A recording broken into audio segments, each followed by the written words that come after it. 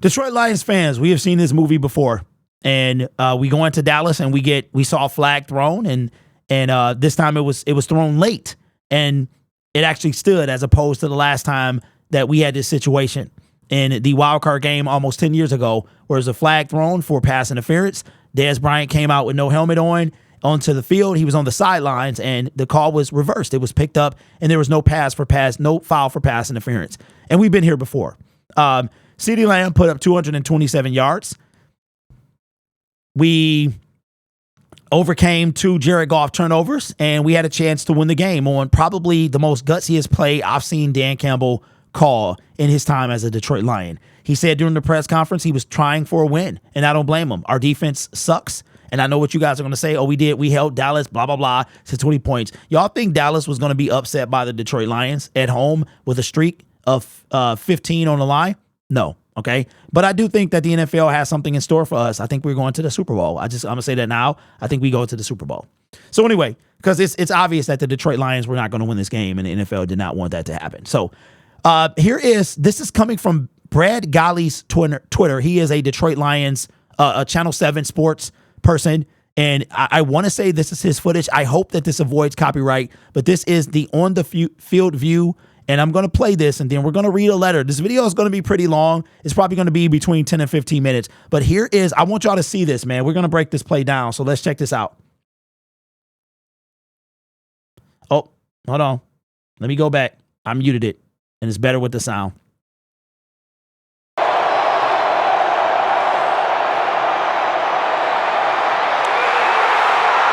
right, so Taylor Decker catches it. We think we won.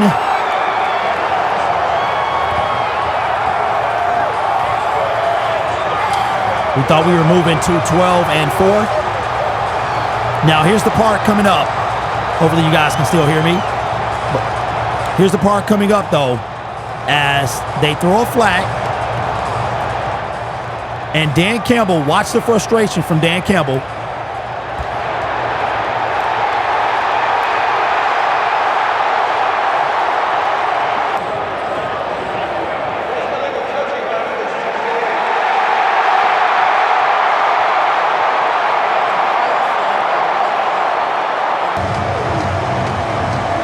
Now look at Dan Campbell. He said, I told you.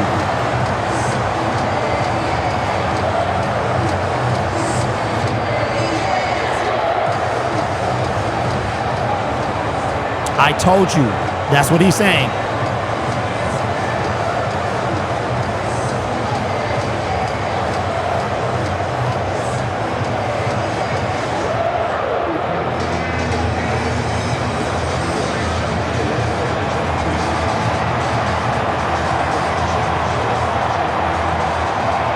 I have never seen Dan Campbell that mad. And I know what you guys are going to say, well, we still had a chance to win a game, and we still had an opportunity. We could have kicked the extra point at that point and tied it up. But I'm okay. I'm okay with that because our defense was trash. It's been trash all year. And like I said in my post-game show, I am going to stand on this ledge. I don't care that the defense was – what I hear from you guys is that we allowed the high-powered Dallas offense, who scores 30 points at home, to 20 points. We also allow CeeDee Lamb to get 227 yards passing. Like, what are we doing here? On top of, and it's not just one showing, y'all. It is a plethora. Last week we allowed Nick Mullins to get 400. Justin Jefferson had probably another 200 as well. There's a pattern here, but I'm gonna read this. This is coming from referee Brad Allen, and again, this is from his Twitter. This is from Brad Galley's Twitter account. This is what he had to say after the penalty. Now I'm going to be reading this. It says, question: why was there a penalty called on the 2-point conversion for an illegal touch? Here's what the referee had to say. So we had a situation where if you were going to have an ineligible number occupy the eligible position,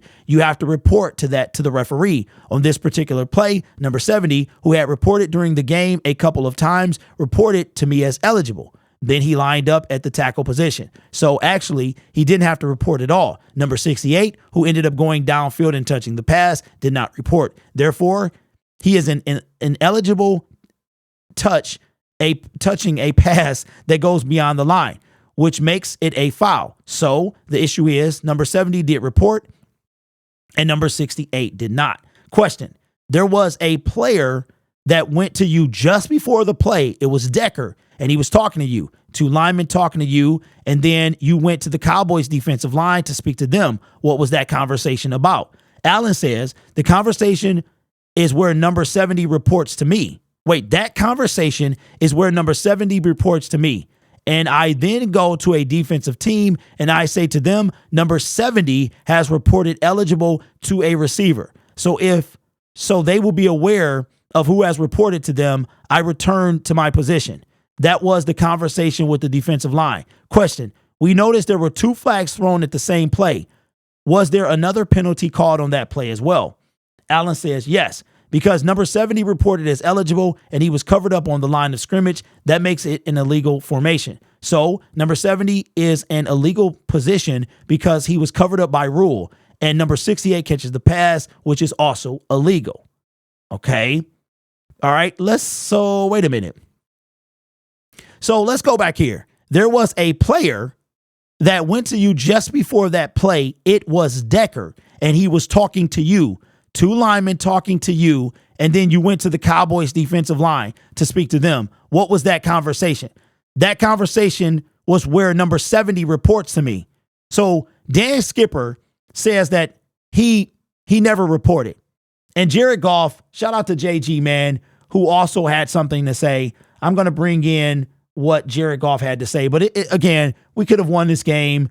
Shoulda, coulda, woulda. We could have kicked the field goal. We could have stopped CeeDee Lamb. We could have done any number of things. But listen, the bottom line is that the Detroit Lions were never going to win this game. I told you. I've been saying this for time and time again. You cannot leave it in the hands of the refs. Maybe y'all will finally believe it. But here's what Jared Goff had to say as far as that play. And I told you this was going to be a long video. Here's what JG had to say. What was your conversations with the officials there? You're trying to say something. When? After that first one. After the first 2 play. Pretty confused. What I do know, and I don't know if I'll get fined for this, but I do know that Decker reported. I do know that Dan Skipper did not. And I do know that they said that Dan Skipper did. So it's unfortunate. Can you explain? I think people maybe don't realize this. I don't know if you're part of these conversations or not, but you explain the trick plays that may come up to officials before the game. Can you just explain what goes on or that? That's you ask Dan about that. I've got no idea. We can see on the video, it looks like you're telling Decker to go over. Yep. Is that what you were doing on that, that clip? Yeah. Yep. And he did. Asked Alex, does this game? All right, so he goes on to say how they still should have won the game. Like, that wasn't the reason they lost. And shout out to Jared Goff for being a stand-up quarterback, a leader of the team. And that's my quarterback, bro. And I'm not going to turn my back on him through 2 interceptions. The dude brought us back. Like, we literally got the game snatched from us. So, but Dan Campbell said it the best. He said, we're going to see him again. We're going to see him again. So the Lions' 2nd seed. Now we need some games later today to happen and go from there. So anyway, we've seen this before, Lions fans. The NFL is there's a point where you get to, and I've said this and I still believe this, that the NFL is, our time is here. It's here, but they trying to set up certain things. And it's obvious today. And what that was keeping us out the number 1 seed. Again, this was the same NFL that kept us out of the playoffs last year. So anyway, it's late. It's almost 2:00 in the morning, but I had to get this video out. So let me know your thoughts. I know the Lions fan base, I literally was having chest pains, man. I was crying a little bit. Dallas Cowboy fans, they got away with one, but that's what they do. So they'll get bounced out like they usually do. And Dan Campbell said it the best, man. He said, we'll see him again. So anyway, you guys are awesome. Take care of yourself. I hope you feel better. Enjoy your December 31st. Be safe, everybody. And as always, go Lions. Let me unmute this first because I need this sound.